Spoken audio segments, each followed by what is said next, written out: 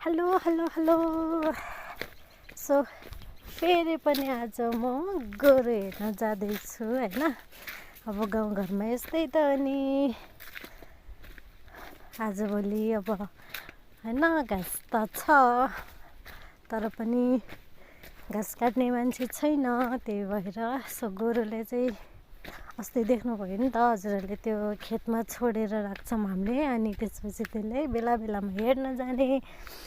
अनि त्यसपछि 11-12 बजीतिर चाहिँ त्यसले लिन जान्छौँ। सो आज अहिले चाहिँ म हेर्न जाँदैछु।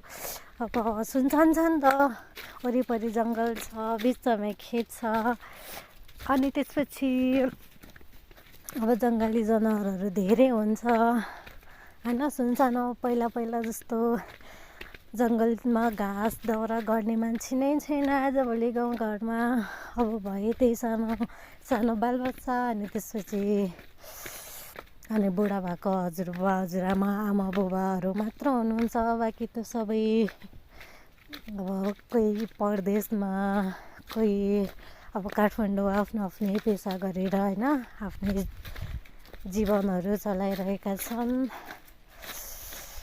सो जाडो पनि एकदमै धेरै छ, घाम लागे पनि होइन चिसो हावा आइरहेछ, चिसो चिसो लागिरहेछ होइन। मलाई याद हुँदासम्म होइन यता वरिपरि काँडाको घारी देखाएको थिएन मैले, तर आजभोलि घरसम्मै काँडाको घारी पुगिसक्यो, पुरै जङ्गल भइसक्यो, यस्तै छ। सो म चाहिँ यता खेतमा आइपुगिसकेँ होइन। यो चाहिँ रहेको छ खेत, माथिदेखि तलसम्म पुरै खेतै खेत छ। सो अहिले चाहिँ देख्दैन किनकि रुखहरू धेरै छ नि त, त्यही भएर। अनि त्यहाँ पर जुन यो देखिरहनु भएको छ नि यो भिर, यहाँ चाहिँ बाँदरहरू बस्ने गर्छ बर्खातिर। सो भिर पनि एकदमै ठुलो छ, जङ्गल पनि एकदमै धेरै छ। सो चिसो पनि एकदमै धेरै चिसो छ, घाम लाग्दैन। अब घाम यति नै हो लाग्ने भनेको, अब घाम गइसक्यो। अब यहाँ चाहिँ एकदमै चिसो हुन्छ, एकदमै ठन्डी। सो म चाहिँ गोरु हेरेको, गोरु कहीँ पनि देख्दिनँ, सायद तल गएको होला। तल जानु नै डर लाग्छ आजभोलि, अब आउँछन् जङ्गली जनावरहरू, सो त्यसैले नि डर लाग्छ।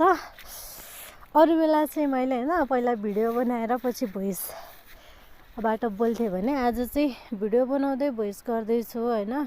सो मेरो भिडियो यदि हजुरहरूलाई राम्रो लागेमा सो सब्सक्राइब गरिदिनु।